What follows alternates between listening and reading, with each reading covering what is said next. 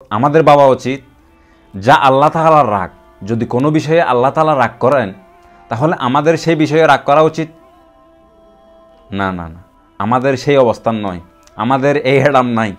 তিনি রব। এখানে আপনার একটা বড় আশ্চর্য পার্থক্য লক্ষ্য করবেন। একদিকে আল্লাহ তাআলার রাগ, ক্রোধ এবং আমাদের নবীর সুন্দর ব্যবহার, অন্যদিকে আল্লাহ তাআলার ক্রোধ, আমাদের নবীর হুসনে আখলাক, সুন্দর ব্যবহার। এর মধ্যে আপনার একটা স্পষ্ট পার্থক্য দেখতে পারবেন। মানুষ মাঝে মাঝে আচরণের নামে সত্যকেও নরম করে ফেলে, অথবা সত্যের কঠোরতার ভিত্তিতে নিজেকেও কঠোর করে তোলে। এই দুটি চরমপন্থা। কোরআন কি শিখাচ্ছে? একদিকে সুন্দর ব্যবহার এবং অন্যদিকে আল্লাহ তাআলার কথা, দুটির মধ্যে সামঞ্জস্য রাখা উচিত। দুটিকে ব্যালেন্স করতে হবে, দুটিকে সাথে সাথে নিয়ে চলতে হবে। আমি নিজেকে সম্পূর্ণ ভদ্র উপায়ে রেখেও সঠিক কথা বলতে পারি, এবং সঠিক কথা শুনে কেউ রাগ আসলে আসতে থাক, এটা আপনার চিন্তা করার দরকার নেই। আসসালামু আলাইকুম রহমতুল্লাহি ওয়া বারাকাতুহু। আরেকটা উদাহরণ সূরা মরিয়মে উল্লেখ আছে, ওয়াকালু ইত্তাখাযার রহমানু ওয়ালাদা। তারা বলে আর রহমান সন্তান গ্রহণ করেছে। কে বলে? খ্রিস্টানরা বলে। তারা বলে এটা কি? এটা অনুপস্থিত, গায়েব। লাকদ জিতুম শাইআন ইদ্দা। তোমরা সবাই অনেক জঘন্য কথা বলেছ। এখন সাথে সাথে পাকড়াও করা হচ্ছে, একদম সাথে সাথে তোমরা করেছ, তোমরা অনেক জঘন্য কথা বলেছ। এবং এটি জরুরি ছিল, কারণ খ্রিস্টানদের মনে ছিল যে আমরা ঈশ্বরের সাথে কথা বলি না, ঈশ্বরের পুত্র ঈসা যিশুর সাথে কথা বলি, এবং ঈসা আমাদের হয়ে ঈশ্বরের সাথে কথা বলবেন। আল্লাহ তাআলা এখানে কি করলেন? ঈশ্বরের পুত্র, তুমি জঘন্য কথা বলেছ। ঈশ্বর নিজেই কথা বলেছেন, আল্লাহ সরাসরি নিজে বলছেন, মানে ঈশ্বরের সাথে ঈসার মাধ্যমে তো কথা বলেন, ঈশ্বর নিজে আসে বলতেছে তোমরা অনেক জঘন্য কথা বলেছ। আল্লাহ নিজের সাথে সরাসরি কথা বলছেন। তাদের শিরককে এভাবে ভেঙে দিলেন, লাকদ জিতুম শাইআন ইদ্দা। তো খ্রিস্টানদের সম্পর্কে একটা সংক্ষিপ্ত কথা আপনাদের সামনে তুলে ধরব কোরআনের দৃষ্টিকোণ থেকে, উদাহরণ দিয়ে জিনিস বোঝানো সহজ হয়।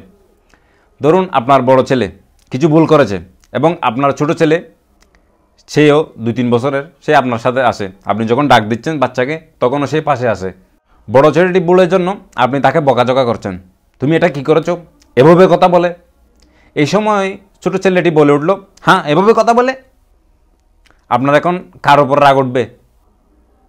হে ছোটু, তুমি তোমার জায়গায় থাকো, আমি তার উপর রাগ করছি মানে এ না যে তুমিও রাগ করতে পারবা।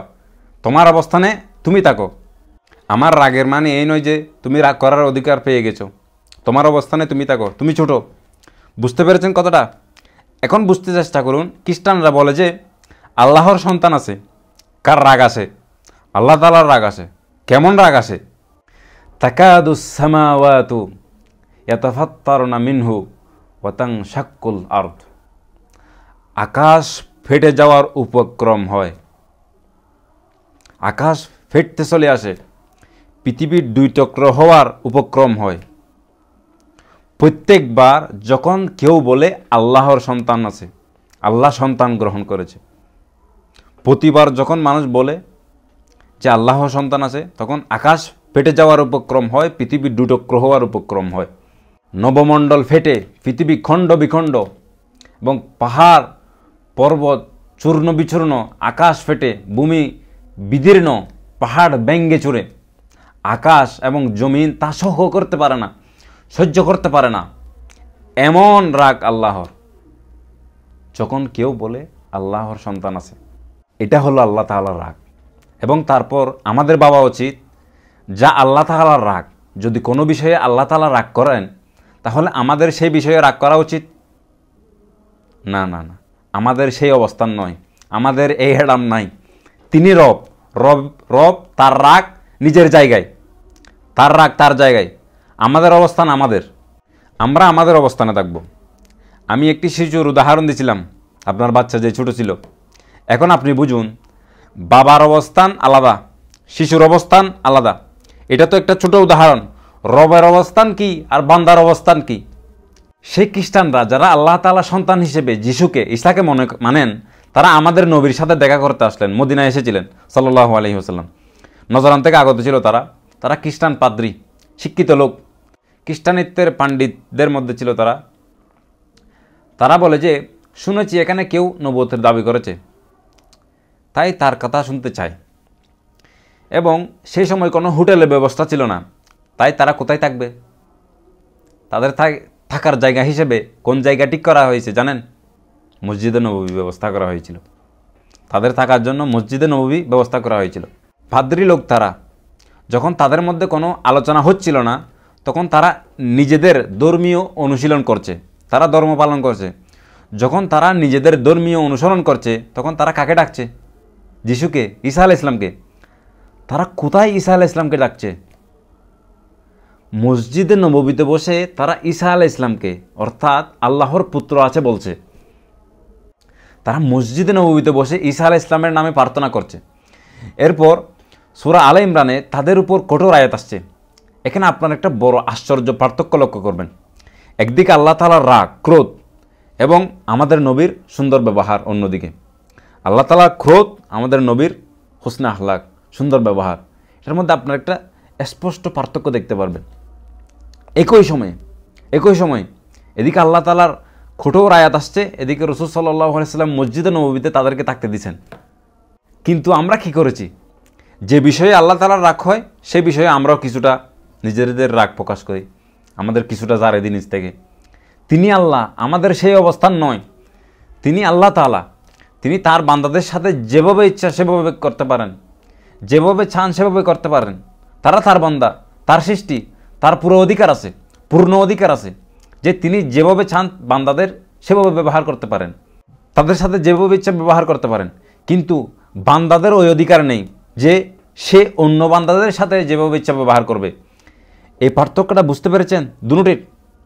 তো কোরআন যা বলে আমরা জানি, রসুলের বিষয়ে বলা হয়েছে ওয়া ইন্নাকা লাআলা খুলুকিন আযীম, নিশ্চয় আপনি মহান চরিত্রে প্রতিষ্ঠিত, আপনি মহান চরিত্রবান, আপনার চরিত্র খুবই মহান।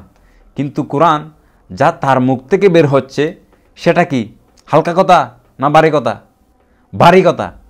অর্থাৎ সেই মানুষের চরিত্র আলাইহিস সালাতু ওয়াস সালাম একটা জায়গা এবং তার কথার কঠোরতা অন্য জায়গায়।